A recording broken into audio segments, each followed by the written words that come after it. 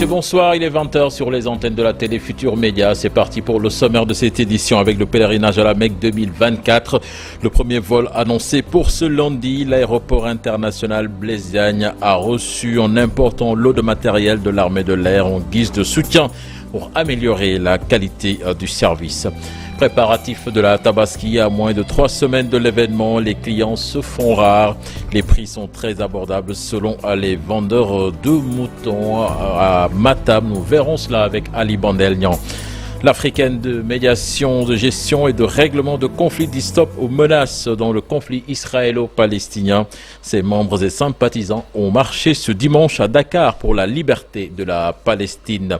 Dans cette édition, nous irons à Saint-Louis à la rencontre de jeunes talibés qui squattent les lampadaires pour mémoriser le Saint-Coran. Ce sera avec Ousseynou Diop. Et puis retenez que Teungueth FC est champion du Sénégal de football. Le club de Rufisque s'est imposé cet après-midi face à Génération Foot sur le score de 1-0. Voilà le sommaire de cette édition. Tout de suite, le développement.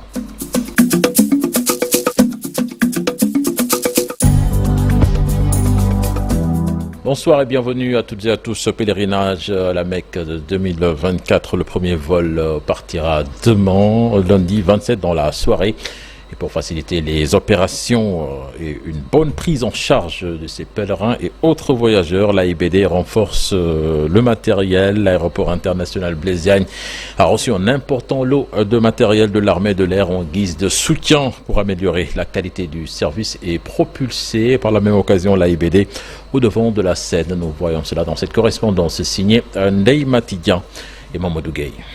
Il s'agit de matériel d'assistance au sol exposé sur le tarmac de l'aéroport international Blaise Diagne.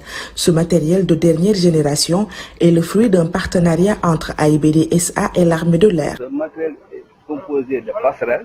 Ensuite, on aura le tapis pour le déchargement des bagages. Il y a aussi le high loader pour le déchargement aussi des bagages conteneurisés. Là, on a 2 barres push pour repoussage accompagné du pushback pour repousser ou bien tracter les avions juste après le traitement. C'est combien de véhicules qui ont été réceptionnés? 8. Directeur général par intérim de AIBD Assistance Service 2AS estime que ce matériel va améliorer la qualité du service, surtout en cette veille de démarrage du Hajj 2024. Nous allons déclencher l'opération du Hajj déjà à partir du 27, donc lundi. Et cet équipement-là qui est neuf, qui est sorti d'usine en 2023, septembre-octobre 2023, va être utilisé et ça nous permettra, on le pense sincèrement, avec les autres acteurs de la plateforme, faire une opération de Hajj réussie. Parce que nous avons le matériel, nous avons même recruté du personnel supplémentaire comme intérimaire pour qu'il n'y ait aucune faille dans l'opération de Hajj 2024. C'est aussi la satisfaction du côté du personnel qui a longtemps dénoncé le manque de matériel dans leur service. Ça vient à son heure, une bouffée d'oxygène certes, mais aussi c'est l'occasion pour nous de remercier toutes les autorités. Aujourd'hui, les choses sont en train de se décanter. Ce matériel qui a été réceptionné est le premier lot. Un deuxième est attendu dans les prochains jours, selon le directeur général par intérim de AIBD Assistance Service 2AS. Parlons à présent des préparatifs de la Tabaski avec les vendeurs et effanqués dans une grande tourmente à Matam. À moins de 3 semaines de la fête, les clients se font rares et des milliers de moutons peuplent les forêts et autres points de vente de la région. Et pourtant, cette année, les prix sont plus qu'abordables car se situant entre 25 000 et 150 000 francs CFA. On voit cela dans cette correspondance signée Ali Bandelnian. Une veille de Tabaski particulièrement difficile pour les éleveurs de la région de Matam. À moins de 2 mois de cette grande fête, les clients se font très rares. Au niveau des points de vente, des milliers de moutons qui peinent à trouver acquéreur. Au grand forail de Ourossogui, par exemple, les Tefanké se trouvent aujourd'hui dans une très grande inquiétude. Oui, cette année, elle est toute particulière, vous avez raison. Nous, on passe la journée ici, pas l'ombre d'un seul acheteur. Les gens ne viennent pas. C'est vraiment extraordinaire ce que nous vivons cette année, en cette veille de Tabaski. Les moutons sont là, regardez. Les gens amènent les moutons de tout, de partout, mais rien. Nous qui sommes là, pratiquement, on passe toutes les journées sans rien. Et pourtant, les prix se situent entre 25 voire 150 000. Mais la vérité de cette année, c'est que le marché du mouton est gagné par ce que certains assimilent à une véritable crise financière. Si, même avec 25 000 francs, vous avez un mouton. Nous, aujourd'hui, le problème, c'est de voir un client. Quel que soit le prix que vous proposez, on est obligé de vendre parce qu'on ne sait pas où est-ce qu'on va avec ces moutons-là. La fête est presque arrivée et jusqu'à présent, c'est des milliers, regardez, et c'est partout dans la région. Nous ne savons pas réellement qu'est-ce qui se passe cette année, mais c'est une année toute particulière, elle est exceptionnelle cette année. Mieux ou pire, les premiers convoyeurs partis vers Dakar restent encore bloqués avec des milliers de moutons. Pendant ce temps, sous un soleil de plomb avec des températures qui dépassent parfois les 49 degrés, l'alimentation du bétail demeure aujourd'hui un véritable casse-tête de Tefanké. Et le plus grave dans tout ça, c'est que vous savez, il ne pleut pas encore, il n'y a pas d'herbe, pour l'alimentation c'est tout un problème, les aliments coûtent trop cher, et imaginez si vous convoyez une centaine, chaque jour c'est des dépenses, alors que vous peinez à avoir un seul client. À l'heure actuelle, plus de 13 000 moutons ont déjà été convoyés vers Dakar. Et selon le directeur régional de l'élevage de Matam, qui confirme cette baisse des prix cette année, jusqu'à cette date, pas l'ombre d'un seul convoyeur en provenance de la Mauritanie. Cet atelier de formation et de sensibilisation sur le cadre juridique du vol de bétail organisé à Adéane. Adéane, c'est dans le sud du pays, à l'attention des organisations d'éleveurs et de jeunes de la commune. Il s'agit donc pour les organisateurs de revenir sur les responsables des acteurs et surtout les risques encourus par les malfaiteurs qui s'adonnent au vol de bétail dans cette commune tampon entre la Guinée-Bissau et le Sénégal. Là-dessus, je vous propose d'écouter Abba Dabo. Il est formateur, il s'en explique au micro de Lamine Magnan. Le prétexte, c'est un atelier de formation ou de sensibilisation sur le cadre juridique du vol de bétail. Aujourd'hui, on a appelé les jeunes et les femmes autour des éleveurs et des membres du comité pour parler un peu du cadre juridique du vol de bétail. On a tendance à dire que nul n'est censé ignorer la loi, mais en réalité, les gens ne comprennent pas certains dispositifs qui sont mis en place pour au moins décourager un peu ce phénomène-là, pratiquement vers la ligne transfrontalière entre le Sénégal et la Guinée. C'est pour préparer la communauté dans sa globalité, juridiquement, à faire face à ce phénomène du vol de bétail. Juridiquement, c'est-à-dire pour comprendre un peu les sanctions qui sont encourues dans le vol de bétail. Adéane, c'est une zone tampon parce que c'est la seule localité de la région de Ziguinchor qui est choisie dans le cadre de ce projet. Et du coup, on veut mettre le focus sur Adéane parce qu'avec tout ce que cela contourne, Ziguinchor, commune de Boutoupa, pour vraiment essayer de mettre un dispositif permettant de lutter efficacement contre le vol de bétail. Donc ce cadre juridique-là, si c'est compris par les communautés, ça facilitera un peu le travail que nous faisons de sensibilisation. La raréfaction des ressources halieutiques, le non-respect de la réglementation par certains navires, entre autres les difficultés du secteur de la pêche, des imperfections que le gouvernement veut corriger. Là-dessus, nous écoutons Fatou Diouf, la ministre de la pêche, des pêches plutôt. C'était lors d'une journée de réflexion sur la réglementation axée sur la certification. Beaucoup de choses restent à améliorer pour rendre meilleur et performant notre secteur qui a une forte contribution au PIB national. C'est pourquoi nous sommes convaincus que la pêche devrait faire partie intégrante du socle sur lequel repose toute politique cohérente dans le cadre de l'atteinte de la souveraineté alimentaire prônée par le nouveau gouvernement du Sénégal. Je vous tends la main. Je pense que nous, en tant qu'autorité, nous sommes dans l'anticipation. Nous ne voulons pas attendre qu'il y ait des problèmes pour réagir. Donc nous voulons instituer un dialogue permanent, un dialogue continu, conformément même à la volonté de son Excellence, Monsieur le Président de la République, son Excellence Bassirou Diomaye Diakhar Faye. Et comme vous l'avez vu, le Président déjà a programmé une journée de dialogue national. N'est-ce pas? Ça veut dire que l'État du Sénégal, son option maintenant, c'est de s'inscrire donc dans une optique de dialogue, dans une optique de concertation, dans une optique de collaboration donc quotidienne. Également, je sais qu'il y a un certain nombre également demande qui a été faite par rapport à la prime, n'est-ce pas, pour les agents du secteur primaire. Et l'ANAM a fait un grand effort, n'est-ce pas, en octroyant cette prime à l'ensemble des travailleurs. Le projet de décret, n'est-ce pas, est finalisé avec monsieur le secrétaire général et le DAGE. Et la semaine prochaine, Inch'Allah, s'il plaît à Dieu, il sera encore mis dans le circuit pour permettre à cette prime, n'est-ce pas, à cette ressource d'avoir, une origine pérenne. Parce que je pense qu'il faut l'inscrire dans le budget de l'État. Nous allons dans le Wallo à présent avec les producteurs de patates douces qui ont commencé les récoltes. Ils promettent une tabaski sans pénurie de ce produit très prisé en cette période de fête. Ces producteurs demandent également à l'État du Sénégal de veiller à la distribution équitable de l'engrais. Ils ont aussi demandé à l'État du Sénégal de prendre toutes les mesures pour qu'il puisse exploiter les 500 hectares de terre qui se trouvent dans cette zone. Ousseynou Diop, explication. Dans la commune de Nuit, les producteurs ont commencé la récolte de la patate douce. Ici, les populations travaillent dans les champs chaque jour pour subvenir à leurs besoins. Ici, les travailleurs reçoivent 2500 francs CFA. Ceux qui travaillent le soir sont payés à 4500 francs. On transporte les sacs avec nos charrettes. Les commerçants nous payent 500 francs CFA par sac. Dans cette commune, on attend une production record de plus de 2000 tonnes, suffisante pour assurer les besoins des Sénégalais pendant cette période de tabaski. Mais pour les producteurs, il reste beaucoup de défis à relever dans ce secteur. Nous n'avons reçu aucun soutien de l'État du Sénégal. Nous travaillons avec nos propres moyens. Si l'État est près des producteurs, les jeunes ne vont jamais tenter d'aller en Espagne. Ici, nous avons tout. Il y a 500 hectares de terre disponibles.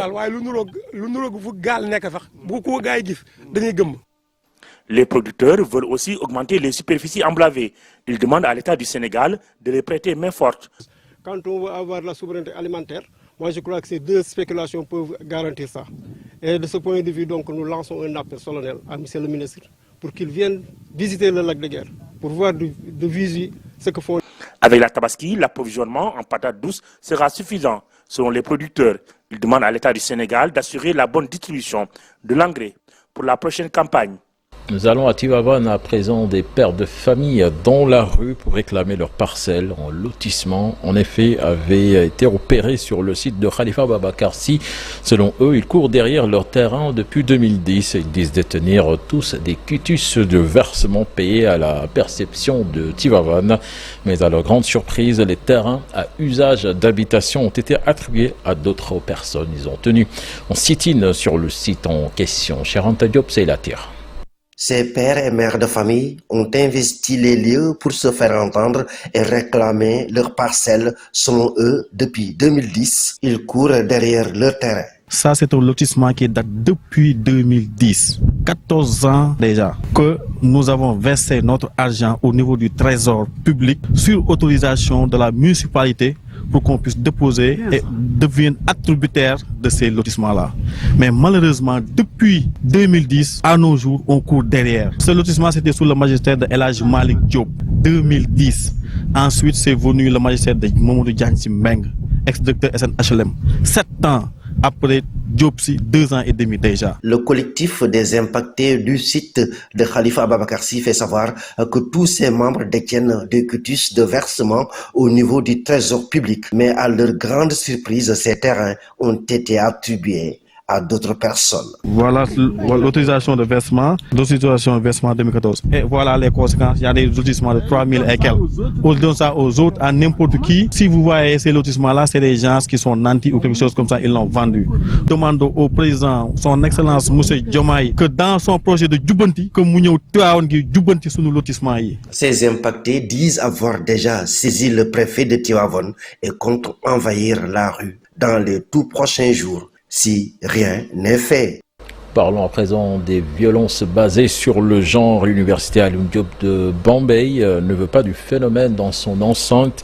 Les étudiants et étudiantes ont porté le plaidoyer devant les autorités universitaires. C'était avec l'aide du réseau ouest africain des jeunes femmes leaders. Babacar Diouf. Le réseau ouest africain des jeunes femmes leaders s'érige en bouclier contre les violences basées sur le genre. Il faut dire que le phénomène des violences, comme je l'ai dit, existe partout. Et il faut dire que dans tous les milieux de socialisation, ces phénomènes existent et les universités aussi ne sont pas épargnées par ces phénomènes. Donc l'idée, c'est vraiment de travailler à la prévention de ces violences basées sur le genre, mais également à mettre en place des mécanismes qui permettent de lutter efficacement contre ces violences. Et nous allons... À l'université Alioune Diop de Bombay, aucune recherche n'a encore confirmé l'existence et la fréquence du phénomène, confesse Fatou Ndiaye Oumar Sy, enseignante, chercheur. L'UADB, on n'a pas fait d'études approfondies par rapport à ça. Donc, on ne peut pas se permettre de dire des choses aléatoires ou bien non fondées. En tant que scientifique, on se doit obligatoirement de procéder à une étude quantitative, à une étude qualitative ou bien mixte qui nous permettrait de déterminer tous les tenants et les aboutissants, les causes et conséquences et déterminants de ces violences basées sur le genre. Mais on part du principe qu'en tant que structure sociale, regroupant des individus venant d'horizons différentes, ayant des personnalités différentes, il est clair qu'il y a plusieurs formes de violence. Ces femmes initiatrices de ce programme peuvent compter sur le recteur pour appui et accompagnement. C'est tout un début, vous l'avez rappelé, à l'université, mais nous demanderons aux autorités concernées, en particulier la cellule genre, d'œuvrer à la continuité des activités de ce genre pour le bénéfice des jeunes filles, pour le bénéfice aussi du genre à l'université Alioune Diop de Bombay. Au cours de la cérémonie, les étudiants ont développé des plaidoyers en faveur de la réduction des violences basées sur le genre dans le milieu universitaire. Pourquoi ne pas procéder à un changement du politique en milieu universitaire? Eh bien, mais c'est que vous ne savez pas. Frontière sénégalo-gambienne, les transporteurs de ciment de ces deux pays sont dans une colère noire. Plusieurs de leurs camions, en effet, sont interdits de franchir le territoire gambien. C'est une décision de l'État gambien de revoir à la hausse la taxe de l'importation du ciment en provenance du Sénégal, qui en est la raison. Il demande au président Adama Barrow donc de revenir sur cette décision pour sauver leur emploi. Les explications d'Ousmane Dem et Thierno Diallo. C'est avec un cœur meurtri qu'ils ont fait face à la presse pour exprimer leur désarroi.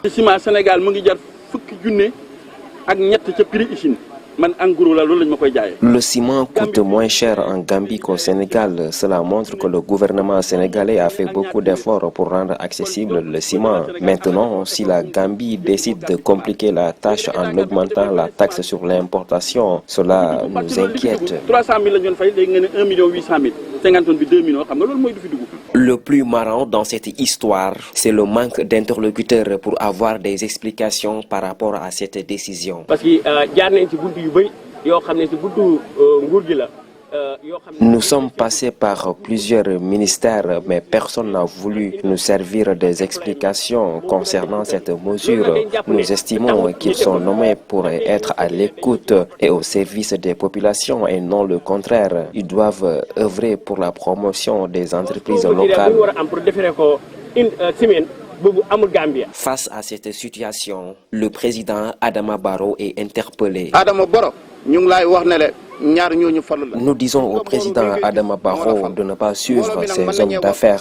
Ils ne sont là que pour leur propre intérêt au détriment du peuple gambien. De Banjul en passant par Amdalaï et Bara, tous les jeunes sont sortis pour demander au président Adama Barrow de réagir face à cette situation qui menace notre avenir.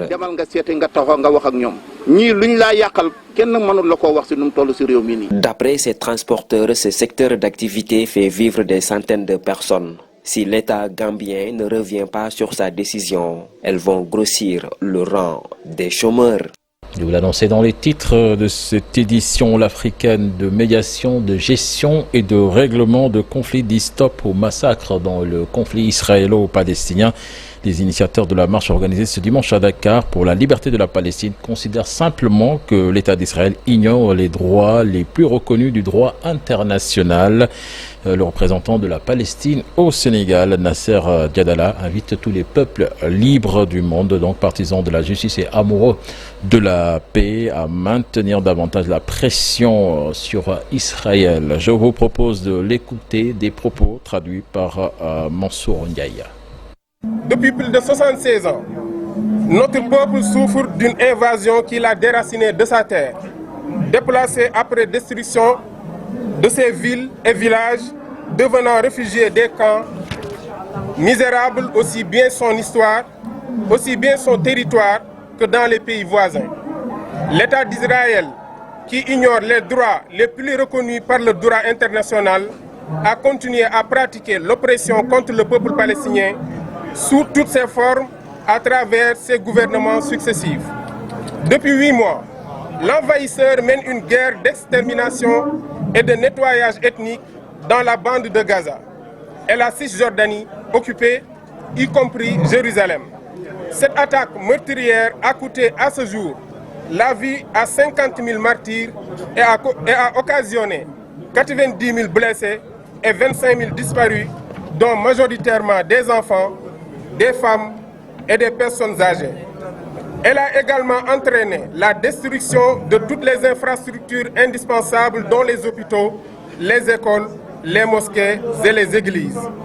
Dans ses œuvres, le dit envahisseur, dans le but d'affamer le peuple palestinien et le contraindre à émigrer, a opéré la fermeture des passages pour s'opposer à l'entrée de l'aide humanitaire. La détermination de notre peuple, son attachement à sa terre, malgré les atrocités, lui ont valu le soutien de tous les peuples libres du monde pour ses revendications légitimes de liberté, d'émancipation et d'établissement d'un État indépendant sur son propre sol, avec Jérusalem comme capitale. Lancement de l'ouvrage Addis Abeba, le sermon, une œuvre de Madame Kadiatou Konaré, ancienne ministre de la Culture du Mali, pour rendre un hommage mérité au père fondateur de l'Organisation de l'Unité africaine, devenue l'Union africaine depuis 2002.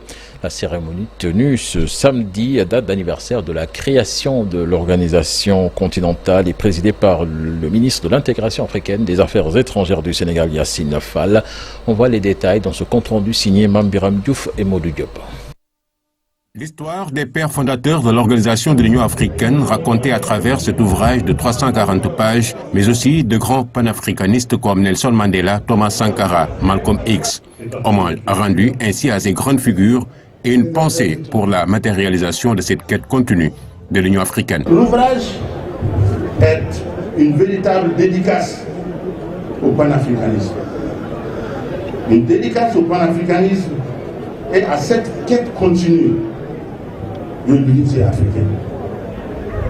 Tel un serment pour les générations actuelles, les générations à venir. Un livre en signe dédicace également à la terre éthiopienne où le 25 mai 1963, 32 États créèrent l'Organisation de l'Union africaine. Le discours de l'empereur éthiopien Haïlé Sélassié à Addis Abeba, capitale politique du continent africain, reste dans les mémoires. D'ici un siècle, lorsque les générations étudieront l'histoire, essayant de suivre et d'évaluer la croissance et le développement du continent africain, que retiendront-elles de notre conférence? Sera-t-elle considérée comme l'occasion ou au cours de laquelle les leaders de l'Afrique libérée, agissant avec audace et détermination, plièrent les événements à leur volonté et établirent les destinées des peuples d'Afrique? Se souviendront-elles de notre réunion par ses réalisations durables, par l'intelligence et la clairvoyance de nos décisions, ou se rappellera-t-on de cette conférence pour ses échecs, pour l'incapacité des leaders qui participèrent à surmonter les préjugés locaux et les différences individuelles pour la déception qui va s'en suivre? Ça, c'était le ton donné par l'empereur Haïlé Sélassié, la responsabilité d'un homme d'État face et devant l'histoire. L'engagement du Sénégal à réaliser l'Union africaine réaffirmé. La célébration de cette année comporte une tonalité particulière pour le Sénégal qui vient d'entamer un nouveau cap dans sa trajectoire politique. Aussi, la tribune d'aujourd'hui montre l'occasion de revenir sur la nouvelle orientation de la politique étrangère du Sénégal, dont les grandes lignes ont été annoncées par son Excellence, le Président de la République, M. Bassirou Diomaye Diakhar Faye, dans son discours d'investiture.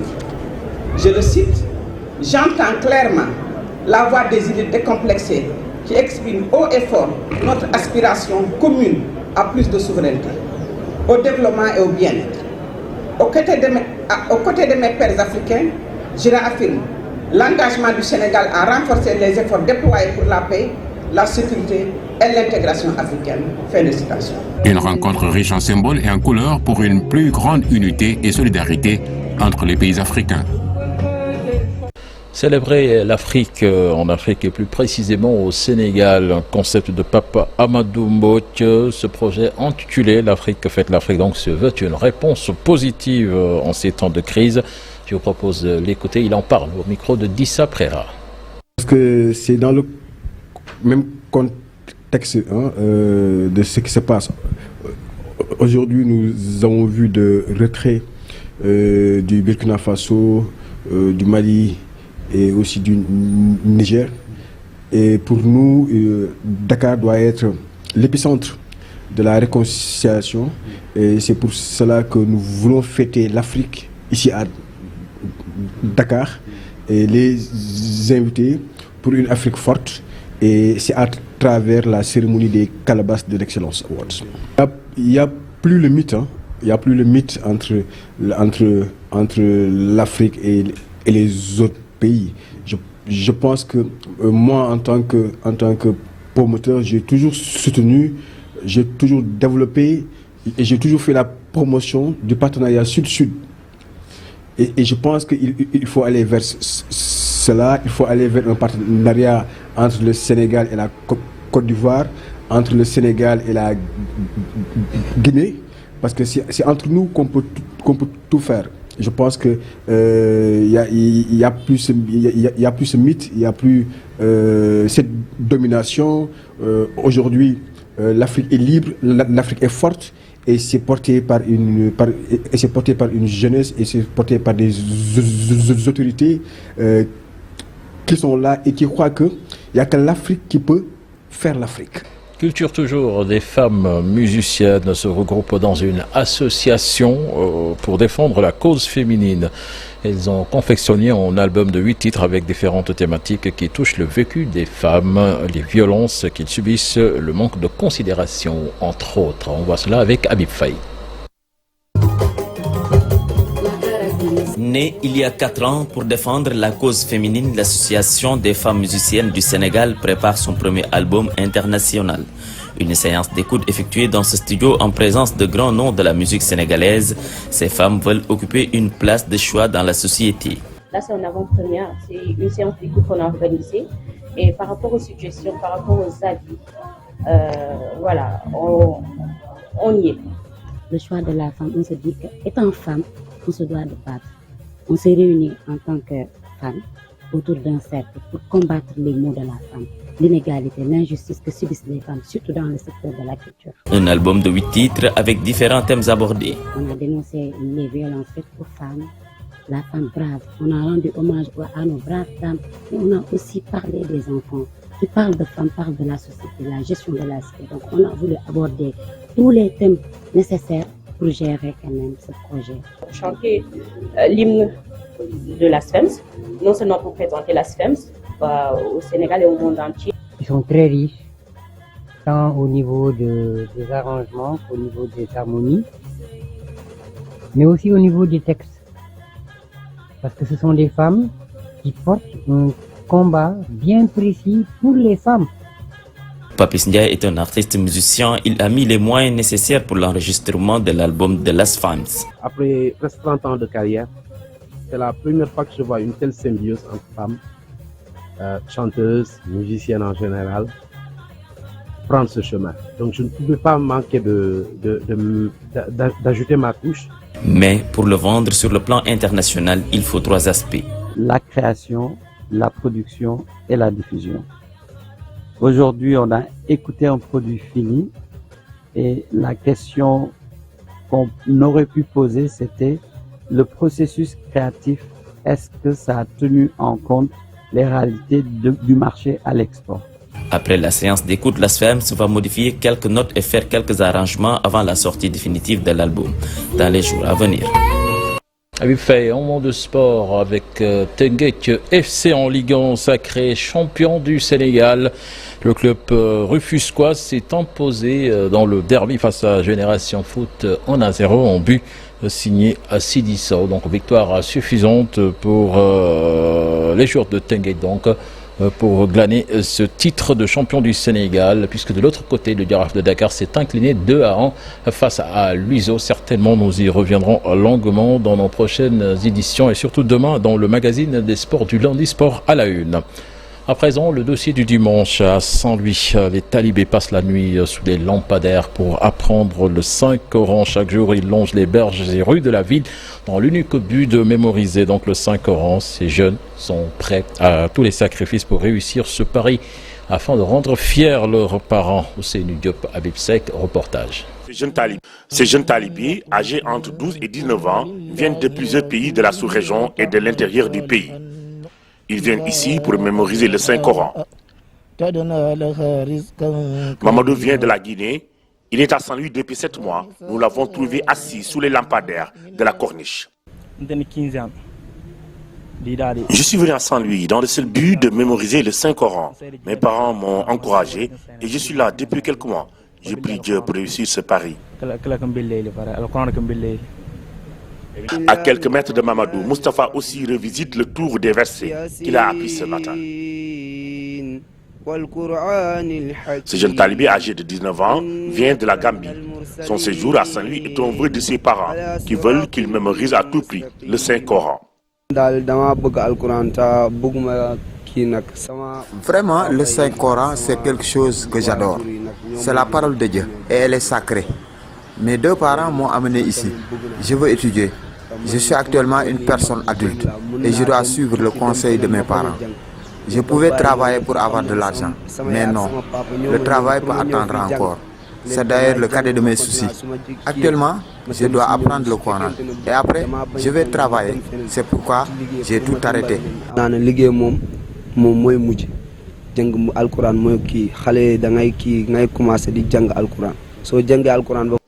Après la corniche, nous sommes à la grande mosquée. À quelques mètres de là, nous avons retrouvé d'autres talibés, originaires de Ziguinchor. Ils sont là depuis 20 heures et ils sont prêts à y passer toute la nuit. J'ai pris ma leçon ce matin. Donc je viens ici pour tenter de tout mémoriser avant d'aller à la rencontre de mon marabout. Moi, je ne fais qu'apprendre le Saint-Coran. De 8h à 20h, je ne fais qu'apprendre. Et la nuit, je viens ici.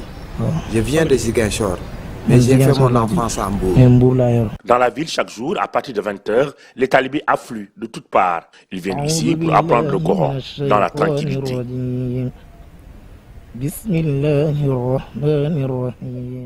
Merci beaucoup, Ousseynou Diop. C'était tout pour ce 20h. Excellente suite des programmes en compagnie de la Télé Futurs Médias. Au revoir.